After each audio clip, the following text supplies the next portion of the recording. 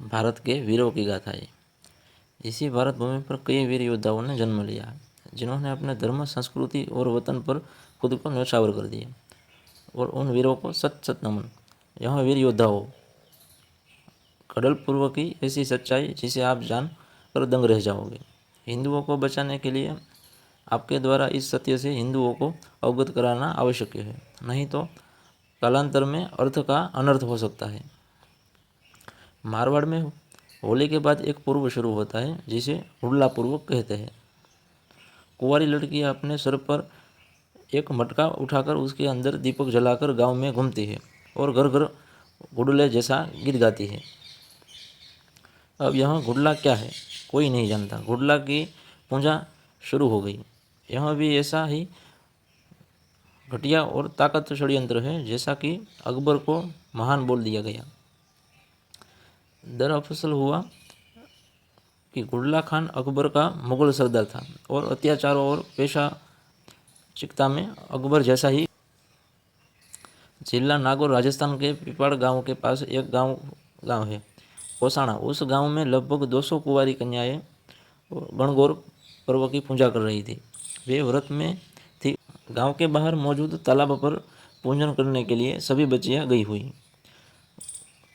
उधर से ही गुडला खान सरदार अपनी फौज के साथ निकल रहा था। उसकी गंदी नज़र उन बच्चियों पर पड़ी तो उसकी वंशानुगत पेशाचिकता जाग उठी। उसने सभी बच्चियों का अपहरण कर लिया और जिस भी गांव वाले ने विरोध किया उसको उसने मौत के घाट उतार दिया। इसी सूचना घुड़सवार जोधपुर के राव सातल सिंह जी राठौड़ को दी। राव सातल सिंह जी और उनके घोड़ेसवारों ने गुडला खान का पीछा किया और कुछ समय में ही गुडला खान को रोक लिया। गुडला खान का चेहरा पीला पड़ गया। उसने सातल सिंह जी की वीरता के बारे में सुन रखा था। उसने अपने आप को संयत करते हुए कहा कि राव, तुम मुझे नहीं, दिल्ली के बादशाह अकबर को रोक रहे हो। इसका खामियाजा तुम्हें और जोधपुर को भुगतना पड़ सकता है। राव सातल सिंह जी बोले, पापी दुष्ट, ये तो बाद की बात है, पर अभी तो मैं तुझे। राजपूतों की तलवारों ने दुष्ट मुगलों के खून से प्यास बुझाना शुरू किया।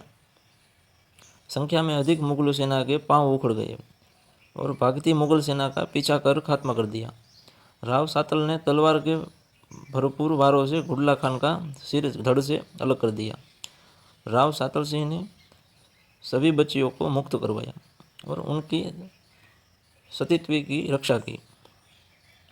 इस युद्ध में वीर सातल सिंह जी अत्यधिक घाव लगने से वीर गति को प्राप्त हुए। उसी गांव के तालाब पर सातल सिंह जी अंतिम संस्कार किया गया। वहाँ मौजूद सातल सिंह जी की समाधि उनकी वीरता और त्याग की गाथा सुना रही है। गांव वालों ने बच्चियों को उस दुष्ट गुडल खान का सिर सौंप दिया।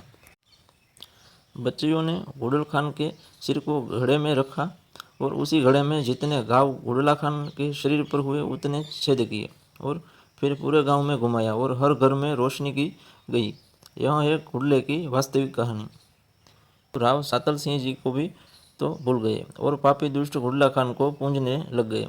अब बताओ कैसे हिंदुओं का उद्धार। इतिहास से जुड़ो और सत्य की पूजा करो। सातल सिंह जी को याद करो और गुडला खान को नहीं।